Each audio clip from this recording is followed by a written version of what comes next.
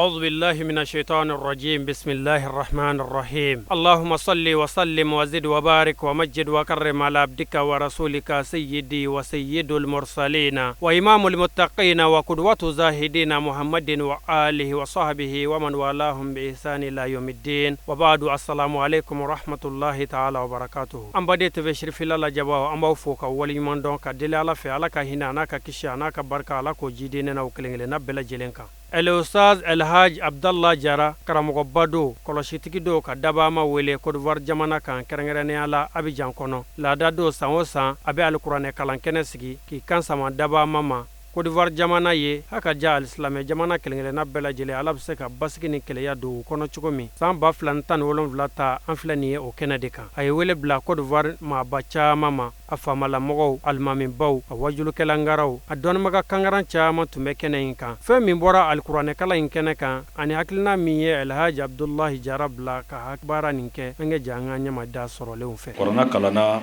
atala laba minna aya laba minga sura yarabe wele ko suratul a'raf ote a'raf sura alabana ode kan aya bishigi ani aya wolumla ala b'a fɔ a ko wa in kana ta'ifatun minkum amanu billazi ursiltu bihi wa ta'ifatun lam yu'minu fasbiru hatta yahkuma Allah baynana wa huwa khairul hakimina sadaqallahu alazim. N'an ye an sigi kun lajɛ an karamɔgɔ kumana sisan k'a fɔ an ka sigi kun ye mankan min tɛmɛna an fɛ yan Allahu Ta'ala y'a kɛ sababu ye ka minnu bɔ an cɛ la saya kɛla sababu ye k'olu bɔ yan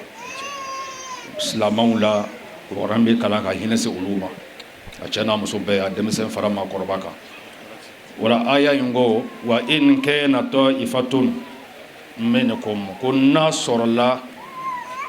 jamakulu dɔ sɔrɔla aw la jamakulu dɔ sɔrɔla aw la anw jɔn aw silamɛw parce que n'a ko minkum korona be kuma silamɛw de fɛ ko n'a sɔrɔla jamakulu sɔrɔla aw la amanu minnu limaniyana billazi olu limaniyana fɛnna ursiltu bihi ne cila ni min ye o kumana wa ta'ifatun jamakulu wɛrɛ ka sɔrɔ lam yu'minu olu fana ma da fɛnna cila ni min ye o ye kira ka kuma de ye k'a fɔ kira cila ni fɛn min ye dɔw dala la wa dɔw ma da la aw silamɛ minnu dala la n'a sɔrɔla aw bɛ yen ani maaw sɔrɔla minnu ma da la o kumana fasbiru aw minnu dala ala ni kira la o kumana aw ka sabali kuma caman de bɛ yan n'an ko an bɛ don o la waati jan t'an bolo mɛ laɲini ye min ye ala ko anw dala ala la mɔgɔ dɔ ka sɔrɔ olu ma da ala la ko aw minnu dala la ko a ye sabali a silamɛw fɛn bɛɛ bɛ sabali kɔnɔ sabali de y'an se yan n'o ni sabali kun tɛ ɲɛ sɔrɔ jamana in ci la ala kana ci وتقبل بها توبتنا واغسل بها حوبتنا وانصر بها حجتنا وطهر بها ألسنتنا وأعنس بها وحشتنا وارحم بها غربتنا واجعلها نورا بين أيدينا ومن خلفنا وعن أيماننا وعن شمائلنا ومن فوقنا ومن تحتنا وفي حياتنا وموتنا وفي قبورنا وحشرنا ونشرنا وزلا يوم القيامة على رؤوسنا وسكل بها يا ربي موازين حسناتنا وأدم بركاتها علينا حتى نلقى نبينا وسيدنا محمدا صلى الله عليه وسلم ونحن آمنون مطمئنون فرحون مستبشرون ولا تفرق بيننا وبينه حتى تدخلنا مدخله وتأوينا إلى جواره الكريم مع الذين أنعمت عليهم من النبيين والصديقين والشهداء والصالحين وحسن أولئك رفيقا اللهم إنا آمنا به صلى الله عليه وسلم ولم نره فمتئنا اللهم في دارين برؤيته وثبت قلوبنا على محبته واستعملنا على سنته وتوفنا على ملته واشرنا في زمرته وكسرة ذنوبنا وطول أعمالنا وفساد أعمالنا وتكاسلنا عن الطاعات وهجومنا على المخالفات فنعم المشتكى إليه أنت يا ربي بك نستنصر على أعدائنا وأنفسنا فانصرنا وعلى فضلك نتوكل في صلاحنا فلا تكلنا إلى غيرك يا ربنا وإلى جناب رسولك صلى الله عليه وسلم ننتسب فلا تبعدنا وببابك نقف فلا تدرنا وإياك نسأل فلا تغيبنا وإياك نسأل فلا تغيبنا وإياك نسأل فلا تغيبنا اللهم ارحم تضرعنا وآمن خوفنا وتقبل أعمالنا وأصلح أحوالنا واجعل بطاعتك اشتغالنا وإلى الخير مآلنا وحقق بزيادة آمالنا واختم بالسعادة آجالنا هذا ذلنا ظاهر بين يديك وحالنا لا يخفى عليك أمرتنا فتركنا ونهيتنا فارتكبنا ولا يسعنا إلا عفوك فاعف عنا يا خير مأمول وأكرم مسؤول إنك عفو كريم رؤوف رحيم يا أرحم الراحمين وصلى الله على سيدنا محمد وعلى آله وصحبه وسلم تسليما والحمد لله رب العالمين. اللهم يا من لطفت بخلق السماوات والأرض ولطفت بالأجنة في بطون أمهاتها قلت بنا في قضائك وقدرك لطفا يليق بكرمك يا أرحم الراحمين. اللهم انصر بفضلك سلطاننا اللهم انصر بفضلك سلطاننا اللهم انصر بفضلك سلطاننا وأهلك الكفرة أعداءنا وآمنا في أوطاننا وول أمورنا خيارنا ولا تول أمورنا شرارنا وارفع مقتك وغضبك عنا ولا تسلط علينا بذنوبنا من لا يخافك ولا يرحمنا يا رب العالمين. صل سبحان ربك رب العزة عما يصفون والصلاة والسلام على المرسلين والحمد لله رب العالمين. وأدخلنا الجنة مع القرآن وارحم جميع أمة سيدنا محمد بحق القرآن. اللهم اجعل القرآن لنا في الدنيا قرينا وفي القبر مؤنسا وفي القيامة شفيعا وعلى الصراط نورا وإلى الجنة رفيقا وبيننا وبين النار سترا وحجابا وبيننا وبين الناس سترا وحجابا وإلى الخيرات كلها دليلا وإماما بفضلك وجودك وكرمك يا أكرم الأكرمين.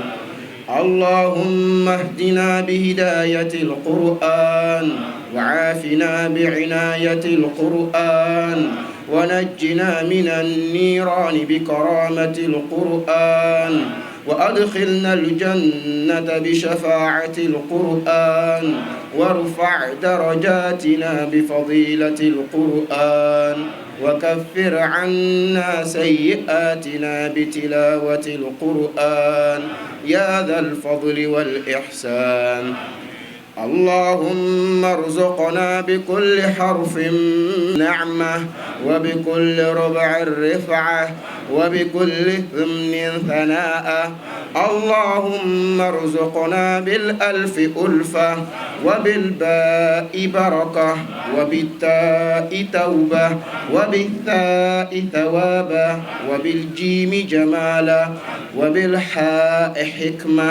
وبالخاء خلانا وبالدال دنوة وبالذال ذكاء وبالراء رحمة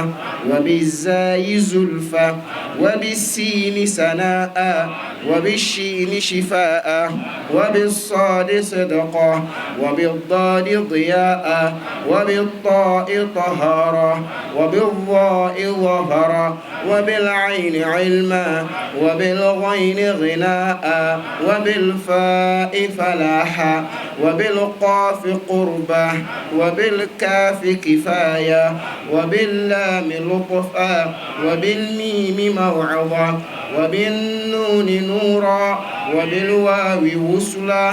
وبالهاء هداية وبلام الألف لقاء وبالياء يسرا. وصلى الله على سيدنا محمد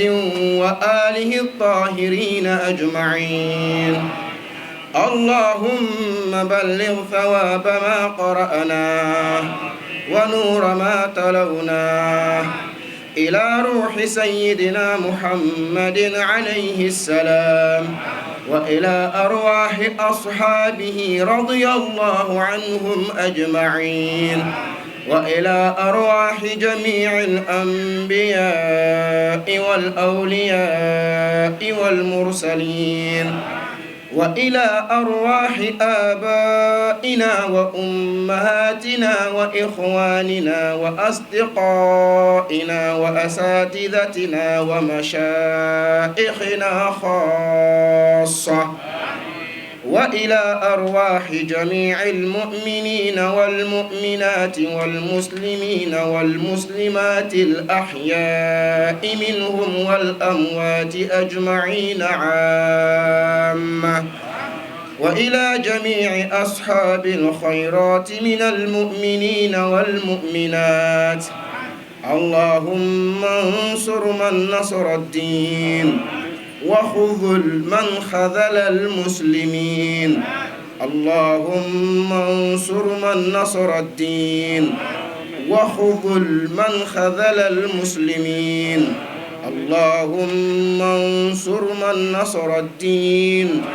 وخذل من خذل المسلمين. آمين يا رب العالمين برحمتك يا أرحم الراحمين. سبحان ربك رب العزة عما يصفون وسلام على المرسلين والحمد لله رب العالمين. الفاتحة.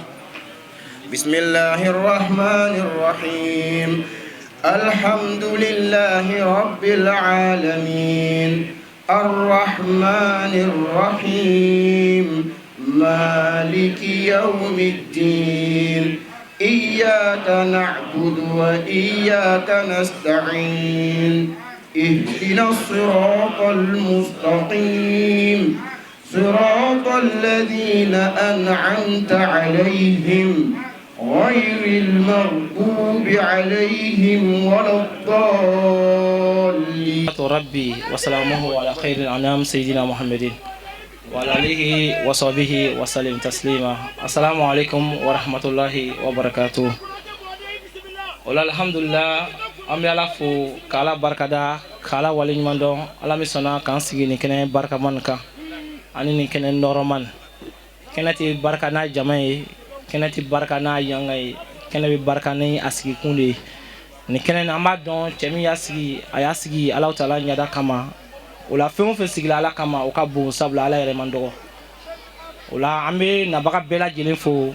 ka sigi ɲɔgɔn fo ka jɛ ɲɔgɔn fo k'an ka dɔnnikɛla baw fo olu min ye nin kɛnɛ nin wele jaabi ka na o balimacɛ an'o baara ɲɔgɔn an'o dɔgɔkɛ n'o ye Sheikh Abdoulaye Jara ye ka na ka wele jaabi a ye ŋaniya ɲumanya min ta ni faso ye n'o de ye ka na duwawu kɛ banbatɔw ye minnu n'u benna an bɔla fɛn minnu na sisan n'an bɛɛ b'a dɔn ka na duwawu k'olu ye imamu minnu sɔrɔla ka fara a kan dɔnnikɛla minnu sɔrɔla ka fara a kan ka na nin baara nin k'a kɔnɔ k'a b'o bɛɛ lajɛlen fo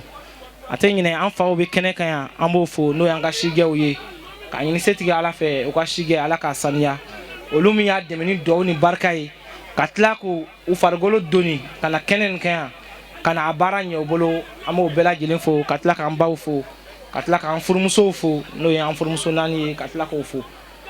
dakuruɲɛ fitinin na dɔrɔn an ye denmisɛnnin ye an tɛ se kuma la an bɛ nabaga bɛɛ lajɛlen fo fɛn o fɛn y'an dɛmɛ ŋaniya la ani duwawu la ani baara yɛrɛ la pour que nin baara nin ka ɲɛ an bolo an b'o bɛɛ lajɛlen fo an karamɔgɔ tɔgɔ la n'o de ye imam jara ye ka bɔ Yansville yan. an bɛ foli kɛ ni silamɛya foli ye wula in na kuma man ca wasiti da fɛn min bɛ wasiti da o ye foli ye ka di silamɛ cɛ ani muso denmisɛn ni maakɔrɔ bɛɛ lajɛlen ma kumatigiw bɛ kɔfɛ ko tigi ndan ye ko fu ye ni tigi tɛ ko min na o tigi ye sitana ye ko tigi min sariya a tɛ dilan ka ɲa an b'an wasa don sababu la ka sababu fo a sababu ɲuman ala m'o dil'a ma k'an ɲini ala ta'ala fɛ k'an kisi sababu ma sababu jugu k'an kisi o ma ala m'o kɛla diɲɛ sigi m'o sababu fila de kan sababu ɲuman a n'a juguman n'an ko an b'an wasa don sababu la an bɛ wasiti cɛkɔrɔba bɛɛ lajɛlen fo alimami konatɛ a setɔ de ye nin ye n'ala sɔnna a bɛna foli kɛ mɔgɔw ye so sen ye naani ye a bɛ talo hadamaden ni filili bɔrɔ la i t'i taayɔrɔ faamu hɛrɛ ni a n'a mɔgɔ kolonkolonna k'a di wasiti ma mɛ n'an ko an b'an wasa don sababu la an denkɛ o n'an kɛ karamɔgɔkɛ Sheikh Abulayi Jara lɔnniba ɲuman bɛɛ sigi ye hɛrɛ ye hɛrɛ min samana ka se wasiti ma wasiti cɛ ani muso denmisɛn ni maakɔrɔ an bɛ barika da ala ye n'a fɔla ko an bɛ dugawu kɛ su ye ko ɲɛnamaw k'u ta si o tɛ su tɛ o mɛ ni mɔgɔ min ye ko dɔ sigi sen kan ko an bɛ dugawu kɛ su ye o kɔrɔ de ye ko ɲɛnamaw k'u ta si silamɛw an k'an ta si n'an y'an ta si nin baara la an bɛ yafa ɲɔgɔn ma wasiti cɛkɔrɔbaw ani musow ko ti ja maa naani kɔ a bi ja maa premier mun na n'o ye musow ye olu b'an ɲuman yan fan fɛ u kɛlen ka basi kɔrɔ fɔ a ko an bɛ foli k'u ye baara ti diya dɔnnibaw kɔ dɔnnibaw sigilen ma an kini yan fan fɛ yarabi u bɛna dugawu min kan ye k'a minɛ ala m'o kɛla a sabanan ye denmisɛnninw ye olu kɛlen bila ka ɲɛfala fa an bɛ denmisɛnninw fo debi sura denmisɛnninw b'a fɛ baara nin kan ko denmisɛn ma man di yarabi k'u si sabati ala m'o kɛla anw bɛ sigi la minnu bɔla yɔrɔ wɛrɛw minnu bɔla dugu wɛrɛw la ka na an ka foli n'an ka dugawu bɛ aw ye o kɔfɛ an ma ɲina funankaw kɔ an ka jeunes an bɛ aw fo ka tila ka aw waleɲuman dɔn mɔgɔ sɔn foyi tɛ anw da yɔrɔ in na ni foli tɛ an fa kumana ka ban ani an karamɔgɔ n'an kɔrɔcɛ n'o ye Lasine Tangara ye normalement n'ale kumana anw ya kuma caman ti mais tellement an nisɔndiyara an fari fonina an la wasala ayiwa jagoya fɔ an ye kuma dɔɔni fɔ o kuma n'an bɔra yen an bɛ an ka autorités fo an ka ɲɛmɔgɔ minnu n'olu nana n'o y'an ka faamaw ye an ka debitiw n'an ka maires an ka foli ni an ka dugawu bɛ aw ye an b'a fɔ aw danse aw bɔra aw ka so kɔnɔ aw yɛrɛ fana nana aw ka so kɔnɔ an b'aw fo waati bɛɛ aw ka déplacement la ani aw ka ɲumanya la an b'aw fo sanga ani waati bɛɛ o kuma ni anw bɔra yen an b'an ka diinɛ ɲɛmɔgɔw fo n'olu ye silamɛya gulɔmaw ye el ulama warasatul anbiya an bɛ aw fana fo mɔgɔ o mɔgɔ bɛ bi dɔn ka taa bila laban na an ka foli n'an ka dugawu bɛ aw ye an ka imamubaw b'o la komi an ka imam n'o ye imam Ismail Kulubali ayiwa kozimi ɲɛmɔgɔba a jame an ka foliba ye an ka dugawu bɛ a ye o kuma n'an bɔra yen o kuma an b'an ka belebele fo n'o y'an dɔgɔcɛ ye a n'an kanubaga a n'an karamɔgɔ n'o ye Sheikh Usazu Jara ye an b'a fo k'a waleɲuman dɔn wallahi an b'a fo an fari fonina an nisɔndiyara ale le kɛra sababu ye ka kɛnɛ in sigi ka jamaba in fara ɲɔgɔn kan ala dɔnbagaba dama ala ɲɛsiranyɛbagaba dama k'olu kɛ ka kɛnɛba in faga k'o kunnadiya ani o fari foni an'o hɛrɛ n'a nɛɛmɛ k'o sama ka di anw ma wallahi o de ye anw ka nisɔndiya ye o ye anw ka fari foni ye o la an bɛ Jara fo su k'a fo tere a ye baara ɲuman kɛ an y'a ɲini ala fɛ k'a kɛ alijinɛ sara ye ka di an n'a ma hali bi ala m'o kɛra ne ni aw k'an kunnaja ka an fara kunnaja jɔnw ka hali bi ala m'o kɛra silamɛw an ti dan o ma an bɛ tila k'an ka belebele fo belebele min ni diɲɛ jigi don an bɛ yɔrɔ min na bi n'o ye an ka belebele Seyid Osman Sherif Haidara an bɛ ala barika da ala min ye bidon in jira ne ni aw kɛnɛ ɲɛna sabu ka da kan an bɛ tasibila kɛnɛ kan an bɛ miiri kɛnɛ kan don dɔ tɛmɛna ni jamana in kɔnɔ yan sow datugula bulondaw datugula donc ni kɛnɛ in ni ye anw bɛɛ lajɛlen ka kɛnɛ ye sabu ka da kan ni min fa tɛ yen o ba bɛ yen nin wagati in a ye denmisɛnw kɛ yatimɛw ye ka musow kɛ filiyatɔw ye donc ni an badenkɛ n'o ye an ka Usazi Jara ye n'ale ko kana sigi ka dugawu kɛ nin kɛnɛ in kan ne hakili la a bɛ silamɛ bɛɛ lajɛlen ka kɛnɛ kan a bɛ adamadenya taasi bila kɛnɛ kan an b'a fɔ k'a barika da k'a waleɲuman dɔn o la kɛnɛ an tɛna kɔrɔfɔ janya an bɛ foli lase naba bɛɛ lajɛlen ma bureau exécutif national tɔgɔ la a n'a président kɛrɛnkɛrɛnnenya Elhaji Mamadu Keita a ma kɛnɛ sɔrɔ mais an bɛ kuma ta nɔ na ka naba bɛɛ lajɛlen fo k'a ɲini Alahu Taala fɛ nali ye Ala k'a kɛ hɛrɛ bɛɛ lajɛlen ma nakun ye min ye n'o de ye ka dugawu kɛ an ka taaba ninnu ye yarabi Ala ka hinɛ a bɛɛ lajɛlen la Ala k'u bɛɛ lajɛlen dayɔrɔ suma an bɛ foli lase an karamɔgɔ a n'an ka Sheikh Jara ale min kɛra kɛnɛ in sigibaa ye an bɛ foli lase a ma ka barikada k'a ye k'a ɲini Alahu Taala fɛ hali bi Ala k'a bolo mɛn nin na sabu ka d'a kan ni an ka karamɔgɔ ka laɲini de ye tɔn in a ma sigi foyi kama fo ka tɔn in ani tɔndenw bɛɛ lajɛlen kɛ sababu ɲumanw ye diɲɛ ma diɲɛ ka lafiya ani diɲɛ ka kolosuma ani diɲɛ ka ɲɛtaa sababu wa ashabihi wa sallimu tasliman kaseeran la yamdi mabad salamullahi alaikum wa rahmatullahi wa ta'ala wa barakatuhu alhamdulillah an bi Ala fo ka Ala barikada ka sigi ka Ala fo ka barikada ka bonya caman sigi an karamɔgɔ ma ka barikada caman sigi an karamɔgɔ ma n'o ye Sheikh Sherif Usman Madana Haidara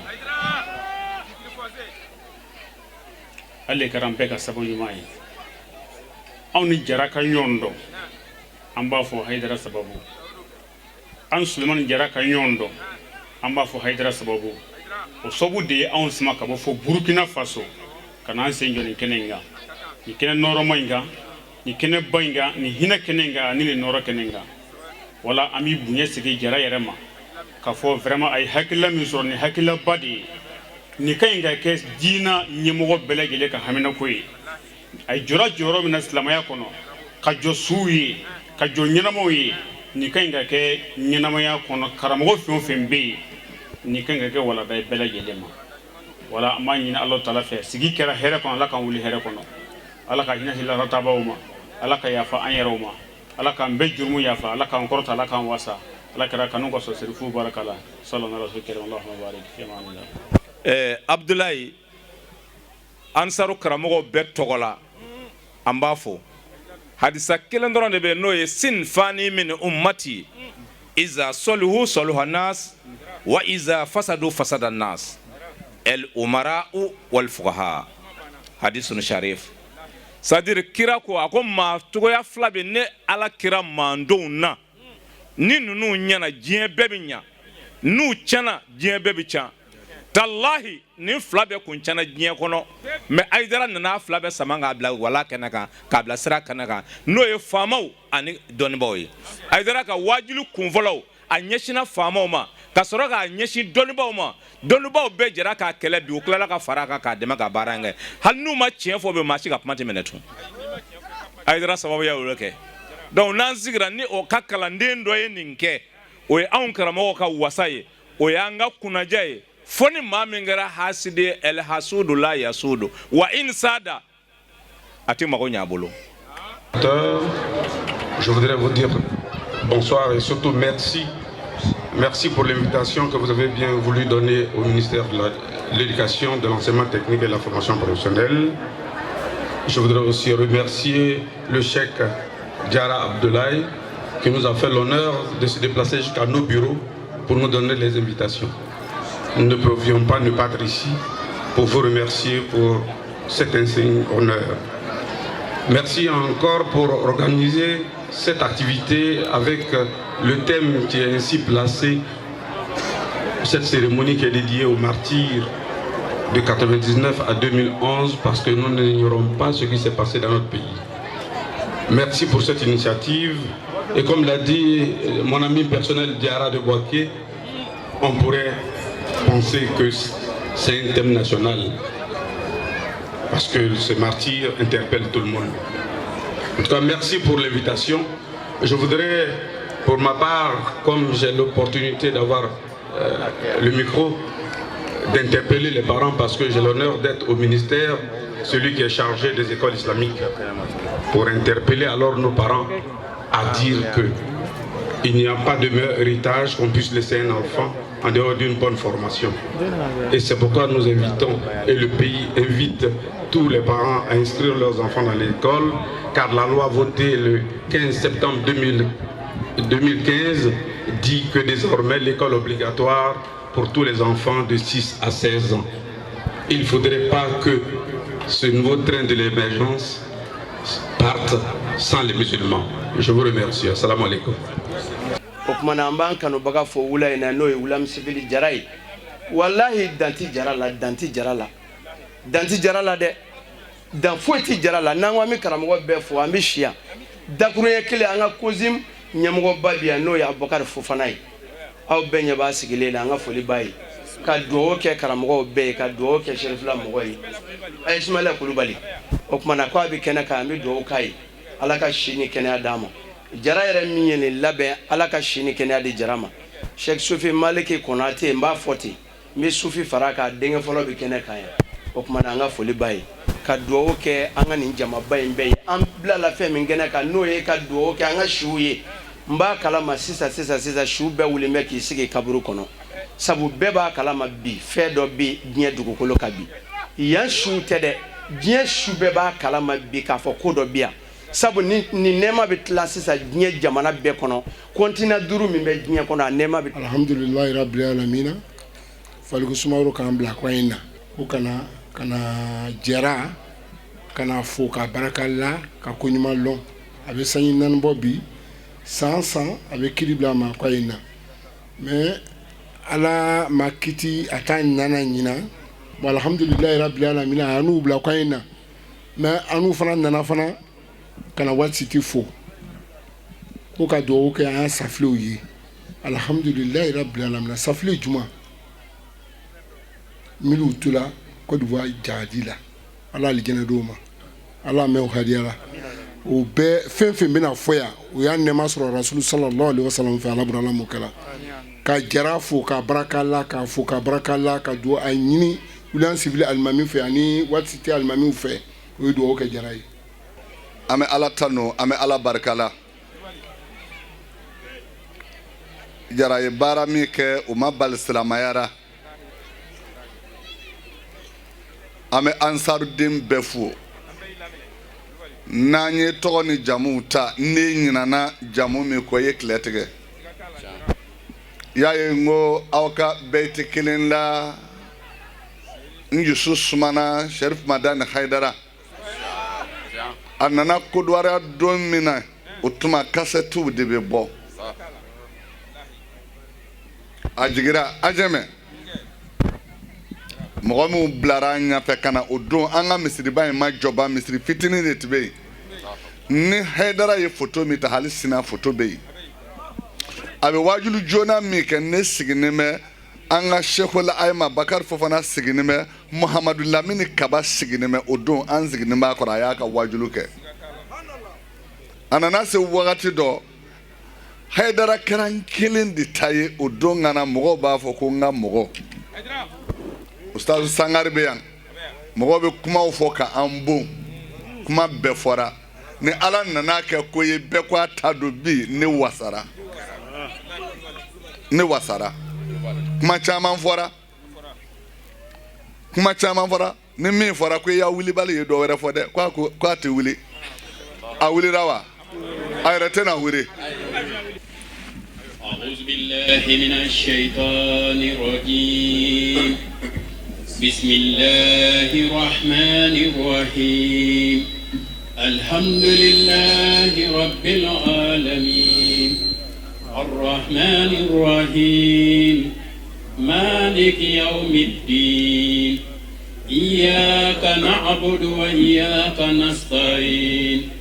اهدنا الصراط المستقيم صراط الذين أنعمت عليهم غير المغضوب عليهم ولا الضالين. بسم الله الرحمن الرحيم. قل هو الله أحد الله الصمد لم يلد ولم يولد ولم يكن له كفوا أحد. بسم الله الرحمن الرحيم. قل هو الله أحد الله الصمد لم يلد ولم يولد ولم يكن له كفوا أحد. بسم الله الرحمن الرحيم. قل هو الله أحد الله الصمد لم يلد ولم يولد ولم يكن له كفوا أحد. اللهم صل على سيدنا محمد الفاتح لما أغلق والخاتم لما سبق ناصر الحق بالحق والهادي إلى صراطك المستقيم وعلى آله حق قدره ومقداره العظيم. سبحان ربك رب العزة ما يصفون وسلام على المرسلين والحمد لله رب العالمين. اللهم صل وسلم وبارك وكرم على سيدنا ومولانا ونبينا وحبيبنا وشفينا وبصيرنا وسراجنا وقرة أعيننا وسلتنا إلى ربنا أبا القاسم العمين سيدنا محمد أحمد حامد محمود أحيد وحيد ماهن هاسر عاقب طه ياسن طاهر مطهر سيدنا رسول النبي رسول الرحمة قيم جامع صلى الله عليه وسلم. إذا جاء نصر الله والفتح ورأيت الناس يدخلون في دين الله أفواجا فسبح بحمد ربك واستغفره إنه كان توابا. عبدك ونبيك ورسولك النبي الأمي وعلى آله وأصحابه وأزواجه وذرياته أفضل الصلاة وأزكى سلاما وأنمى بركات. الحمد لله رب العالمين. وبعد السلام عليكم ورحمة الله تعالى وبركاته.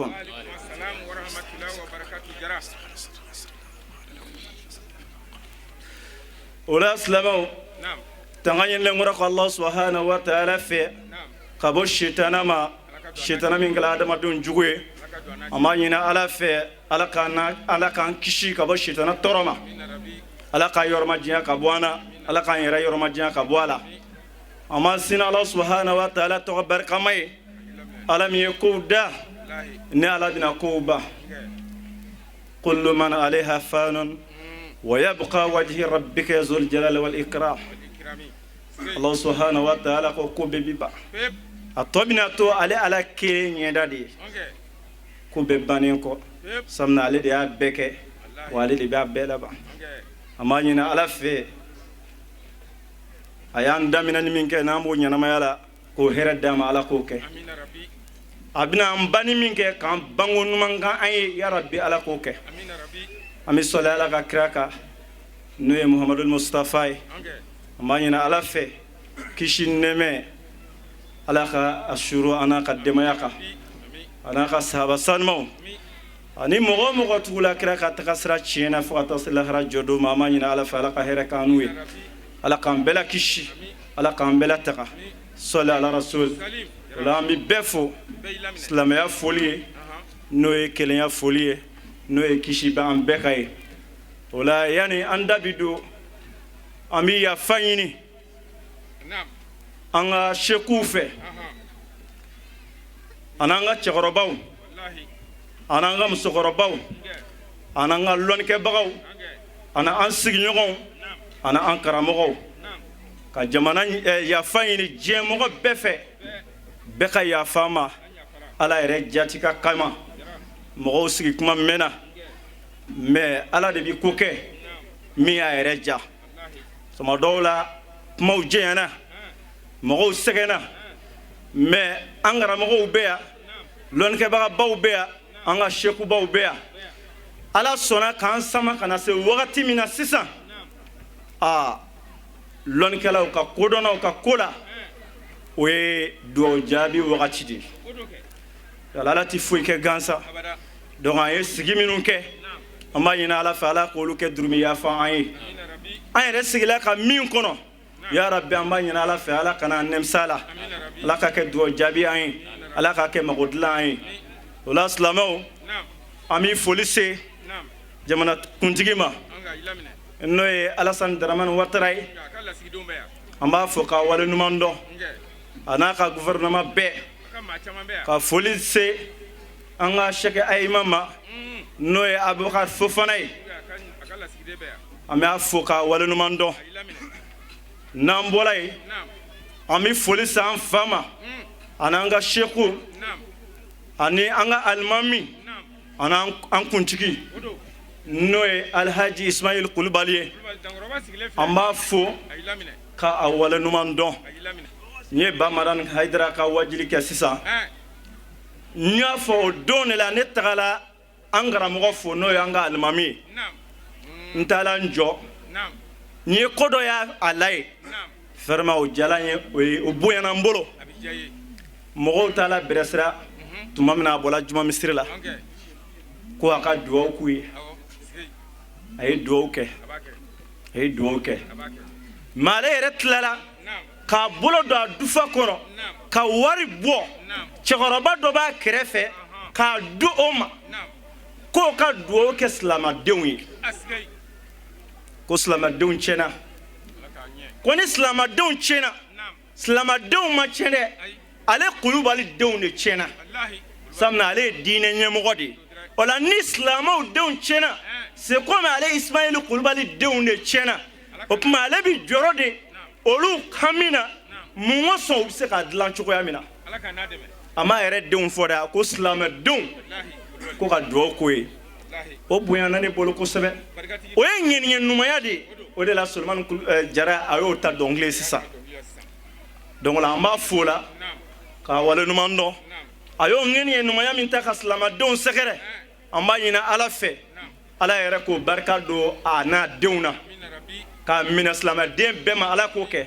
hali minnu tɛ silamɛ ye ni maa ɲumanw don ya rabbi k'a minɛ an n'u den bɛɛ ma ala k'o kɛ a bɛ faamu donc la n'an bɔra yen an bɛ foli se Paye alimami ma ka foli se Wasti alimami ma ka foli se Mangoronto alimami ma ani an filɛ quartier min na cimetière da alimami an bɛ foli lase u bɛɛ ma ani nabaga bɛɛ an bɛ foli lase an ka quartier cɛkɔrɔbaw ma k'u fo danti foli min na olu de sabalila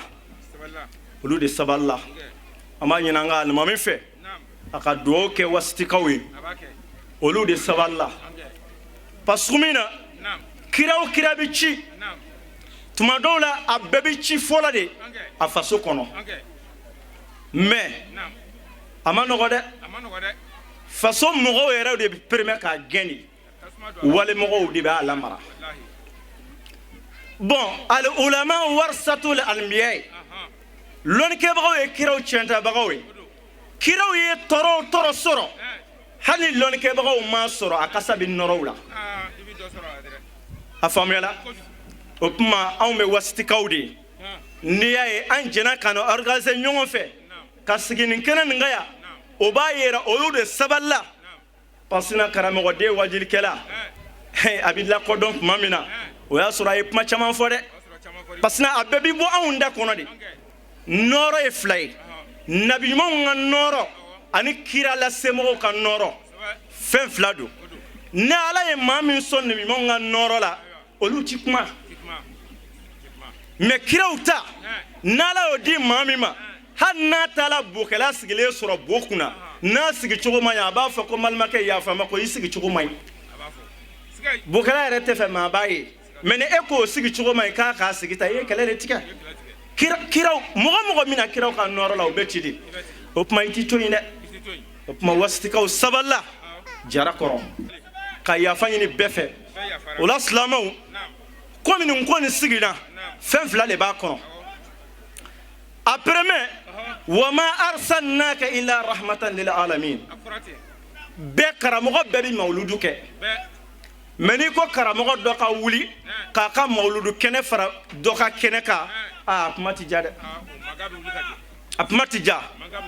o kuma ne jɛna n ka mawludu kɔ n ka ta maa minnu tola kɛlɛ kɔnɔ an ka ta ka dugawu k'olu ye a bi faamu donc o ye seedeyaw de ye aya filanan wa tasmu bihablillahi jami'an wala tafarraqu a ko silamɛw a ye fara ɲɔgɔn kan juruba kelen na a kana fara fara o la an bɛɛ bɛ se ka jɛ nin kɛnɛ in na an bɛɛ bɛ se ka jɛ nin kɛnɛ in na parce que kɛlɛ nin kɔnɔ ivoiriyɛnw tola a la guinéens tola a la burkinabɛliw tola a la sénégalais tola a la faransɛw tola a la américains tola a la siya bɛɛ ka mɔgɔ tola kɛlɛ nin kɔnɔ kuma nin bi faamu o tuma bɛɛ bɛ se ka i ka mawuludu kɛ mais n'a faamuyala ni ala sɔnna ni ala ye san wɛrɛ ta yira an na e ala alimami ismail kulubali ale de bɛ ka organisation kɛbaga ye kuma bi faamu ɲinan ta bonya bɛ dala ma a bɛɛ ale de y'a ɲɛmɔgɔba de ye an fɛ yan an bɛɛ bɛ se ka jɛ nin de la sabu an bɛɛ ka mɔgɔ tununa la siya bɛɛ tununa la o aya fila b'a kɔnɔ bon jamana yɛrɛ mago bɛ bɛn de la ka bɛn kɛ mais foyi tɛ se ka bɛn se adamadenw ma kuma jalan na fo an ka fɛn dɔ yira silamɛw ko anw silamɛw bɛnna o tuma ni jamana m'a kɛ jamanadenw kan k'a kɛ ni jamanadenw m'a kɛ anw minnu k'an ye silamɛw ye anw minnu k'an ye alimamuw ye anw minnu k'an ye karamɔgɔw ye an kan k'a kɛ n'an y'a kɛ o b'an ka diinɛ kelenya an ka diinɛ balimaya kira muhamadu mustafa nana n'a ye cogoya min na a b'o yira diinɛ wɛrɛ mɔgɔw la ko wagati sera o la banbagatɔw ta kɛla o banna ɲɛnamaw ta de bɛna kɛ sisan o la duwawu b'an bolo an bɛn'o kala fɛn bɛɛ b'a kɔnɔ mɔgɔ o mɔgɔ ta ye hami o hami ye diɲɛ hɛrɛ la lahara hɛrɛ la an k'o o ŋɛniyaw siri sisan a bɛna jaabi inshallah ni kɛnɛ yɛrɛ bonya ye ni mɔgɔ minnu bɛ kɛnɛ kan yan olu yɛrɛ bonya ye n'an ka seku n'an ka belebelew bonya ye ani sayidi sherif usman madan haidara bonya ye an bɛ yafa ɲini bɛɛ fɛ sɔli ala rasulil karim la ilaha illallah adada ma khalaqa allah fi samawati wal ardi ma bainahuma ولا إله إلا الله أدرى ما هو خالق الله أكبر أدرى ما خلق الله في السماوات والأرض وما بينهما والله أكبر أدرى ما هو خالق ولا حول ولا قوة إلا بالله العلي العظيم أدرى ما خلق الله في السماوات والأرض وما بينهما ولا حول ولا قوة إلا بالله العلي العظيم أدرى ما هو خالق سبحان الله وبحمده تسبيحا يليق بحمده ومالي وجلالي وجمالي الحمد لله حمدا كثيرا طيبا مباركا على جميع نعمائه وإفضاله ولا إله إلا الله وحده لا شريك له المنفر بعلوه وماله وجلاله الله أكبر المتعظم في كبريائه وجلاله وبهائه ولا حول ولا قوة إلا بالله العلي العظيم إن كل هم وغم وكرب وشدة وضيق وحديث يحدث لعبده في جميع أحواله واستغفر الله العظيم الذي لا إله إلا الله والحي القيوم ونتوب إليه من كل ذنب أو عيب أعطيناه أجعلناه في سواد الليل وفي ضياء النهار وفي إقبال كل منهما وإدباره بسم الله العظيم الذي توادى كل شيء عظمته أستغفر الله العظيم الذي توادى كل شيء لعظمته سبحان الله العظيم الذي توادى كل شيء عظمته الحمد لله العظيم الذي توادى كل شيء عظمته لا إله إلا الله العظيم الذي توادى كل شيء عظمته الله أكبر هو العظيم الذي توادى كل شيء عظمته ولا حول ولا قوة إلا بالله العلي العظيم الذي توادى كل شيء لعظمته بسم الله العزيز الذي ذل كل شيء لعزته أستغفر الله العظيم الذي ذل كل شيء لعزته سبحان الله العزيز الذي ذل كل شيء لعزته الحمد لله العزيز الذي ذل كل شيء لعزته لا إله إلا الله العزيز الذي ذل كل شيء لعزته الله أكبر هو العزيز الذي ذل كل شيء لعزته ولا حول ولا قوة إلا بالله العلي العظيم العزيز الذي ذل كل شيء لعزته بسم الله المالك الذي خلق كل شيء لملكه أستغفر الله المالك الذي خلق كل شيء لملكه سبحان الله المالك الذي خلق كل شيء لملكه الحمد لله المالك الذي خلق كل شيء لملكه لا إله إلا الله المالك الذي خلق كل شيء لملكه الله أكبر هو المالك الذي خلق كل شيء لملكه ولا حول ولا قوة إلا بالله العلي العظيم المالك الذي خلق كل شيء لملكه بسم الله القادر الذي استسلم كل شيء لقدرته أستغفر الله القادر الذي استسلم كل شيء لقدرته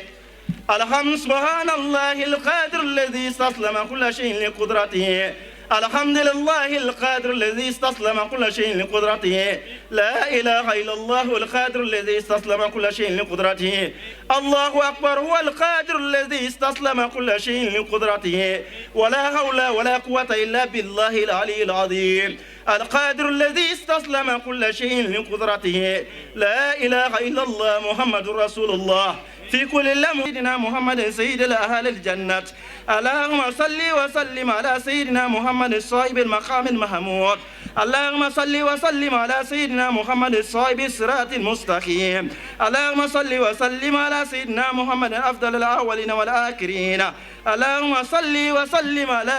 سيدنا محمد وعلى جميع الأنبياء والأولياء والمرسلين وعلى جميع الملائكة المقربين وعلى عباد الله الصالحين من أهل السماوات وأهل الأرضين وعلينا معهم أجمعين برحمتك يا أرحم الراحمين وصلى الله على سيدنا ومولانا ونبينا وحبيبنا وشفينا بسنا وسراجنا وقرتنا عيون وسلتنا إلى ربنا أبا القاسم الأمين سيدنا محمد أحمد حامد محمود واحد وحيد ماهن هاسر حاكم طه ياسين طاهر مطهر سيد رسول نبي رسول رحمة قيم جامع صلى الله عليه وسلم إذا جاء نصر الله والفتح ورأيت الناس يدخلون في دين الله أفواجا فسبح بحمد ربك واستغفر إنه كان توابا عبدك ونبيك ورسولك النبي الأمي وعلى آله وصحبه وأزواجه وذرياته أفضل الصلاة وأزكى السلام وأنما بركات الحمد لله رب العالمين أعوذ بالله من الشيطان الرجيم بسم الله الرحمن الرحيم الحمد لله رب العالمين الرحمن الرحيم مالك يوم الدين إياك نعبد وإياك نستعين اهدنا الصراط المستقيم صراط الذين أنعمت عليهم غير المغضوب عليهم ولا الضالين آمين. الحمد لله من ولا جلامي نياتو أنياك وعلى محمد عليه الصلاة والسلام عليه رتشكون نو كما أرسلناك إلى رحمة للعالمين محمد نمي تشوفه كما دعنا بلاد لنا هناك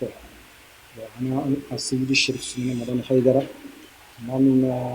ني أنت لك فورماسيون كافي وجلك السراوكا أمبر سرنا كاندودي نو أنا سرنا جمالا كنا عليه أن لا ديانا بارا منك أنا سكنا يكنا جمالا كنا نوصل دينا بسكتا نيفا نوصل سلامو جورو كسكاي أنا عليه ببارا مننا دنيا نوصل فلوب سكادا donc la mamina mashibana amana ansoro ko ba jamana kono wa kala ka soro ne yere de be mo gomi sala sa chugo minuna usala ka soro jimino go be dowla do fatula do batula do bentola do yere sala sokoro ala ni sran le fe wa tumamina min be ajele sala ka an yero sengoro ka ala ka an yero bana an yero bolala ni ala ka jin bon anya angara mo ka kuma kan ta ka ya de bara mina malla bon alhamdulillah comme ko be sababu fana bala Allah subhanahu wa ta'ala fana yere akibaru dana dacogo bɛɛ lajɛlen na k'a yira k'a fɔ ko vraiment an ka wuli ka taa dugawu kɛ banbagatɔ ninnu ye minnu tola silamɛya kɔnɔ mais n tun b'a kɛ n kelen so kɔnɔ tuma min na an nana a Sidi Sherif Sumani Madɔn Hayidara an taara ka taa formation k'a fɛ a ye an kalan baara ninnu na ale yɛrɛ bɛ ka baara minnu kɛ o de y'a to an ye ko nin nabɔ ka bila kɛnɛ ma ka se ka a baara kɛ ka dugawu ɲini kɛ ka se an ka banbagatɔw ma kaburu kɔnɔ an kana ɲinɛ o kɔ komi o y'an karamɔgɔ ka baara ye et puis ka tila ka silamɛya jɔyɔrɔ yira silamɛya ye hinɛ de ye silamɛya ye kelenya de ye silamɛya ye bɛn ye komi y'o fɔ a kɔnɔ cogoya min na wa'tasimu bihablillahi jami'an wala tafarraqu komi an karamɔgɔ Hayidara ale fana ka baara dɔ de b'o diɲɛ mɔgɔ bɛɛ ka bɛn bɛɛ k'i ta kɛ mais an ka bɛn kelen ma an kana ɲɔgɔn nɛni an kana ɲɔgɔn famɛni kɛlɛ ka bɔ silamɛya kɔnɔ tɔɔrɔlisi ka kɛlɛ o tɛ se ka kɛ fiyewu fo an ka hinɛw segin ɲɔgɔn ma k'an bolo di ɲɔgɔn ma bon o fana tɛ se ka kɛ fiyewu fo an ka ko dɔw sigi k'a yira diɲɛ mɔgɔ la ko silamɛya de ye nin ye komi ale b'o baara la Mali la o de y'a to fana an yɛrɛ fana ye nin sigi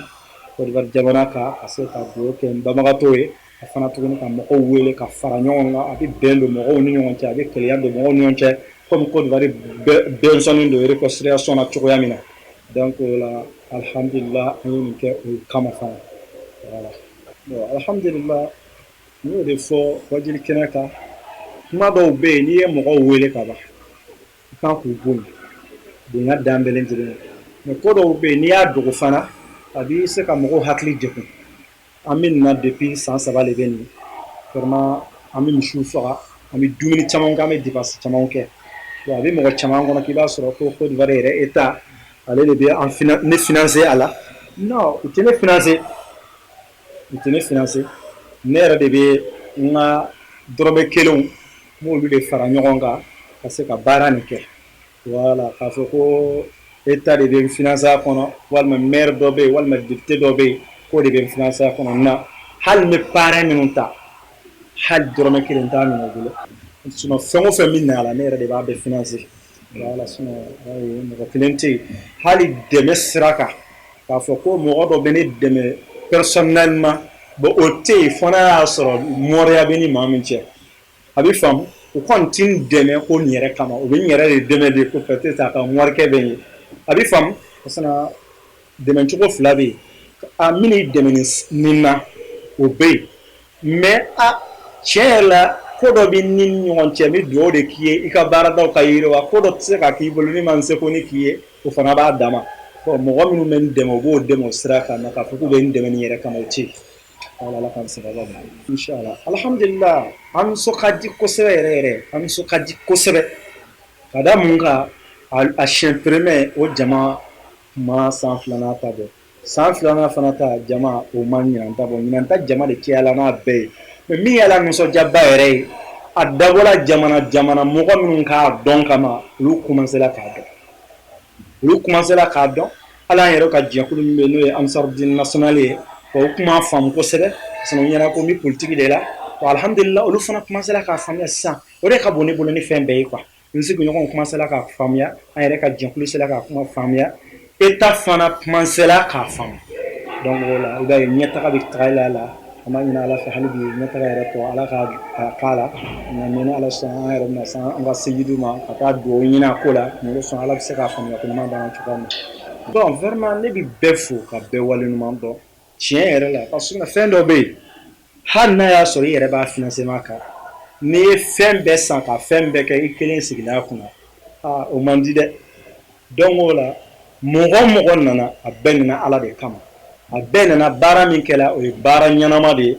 u bɛ nana o de kama donc o ka bon kosɛbɛ fɛn o fɛn bɛ kɛ ala kama o de ka bon quoi donc n b'u fo k'u wale ɲuman dɔn surtout tel que an yɛrɛ karamɔgɔ n'o ye Buwake Jara ye vraiment a bɔla fo Buwake ka na se jɔyɔrɔ nin kan wa e fana ye faama fɛn o fɛn wele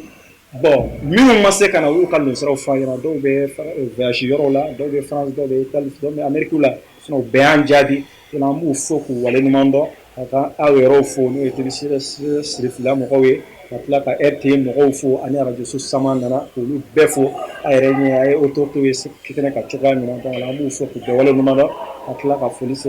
an ka a seyidu na n'o ye a Sidi Sherif Usumani Madɔn Hayidara ye an b'a fo ka a wale ɲuman dɔn ko an ka nisɔn ka di ka sunna a y'an bila baara min na alhamdulillah a commencera ale nɔ bɔ la bɛɛ fo ka tila ka ɲini bɛɛ fɛ an ka fara ɲɔgɔn kan an ka nin baaraw kɛ o de ye CEDEAO de ye o de ye wa'tasimu bihablillahi jami'an wala tafarraqu wa y'an karamɔgɔ ka laɲini de sallallahu alaihi wa sallam. لا إله إلا الله وحده لا شريك له الملك وله الحمد لله ولا مشرك ربنا آتنا في الدنيا حسنة وفي الآخرة حسنة وقنا عذاب النار ربنا لا تزغ قلوبنا بعد إذ هديتنا وهب لنا من لدنك رحمة إنك أنت الوهاب اللهم صل على سيدنا محمد الفاتح لما أغلق والخاتم لما سبق ناصر الحق بالحق والهادي إلى صراط المستقيم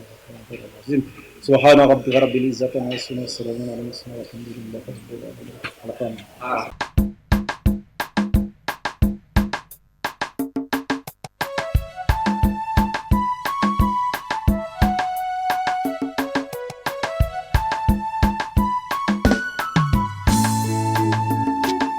Adonga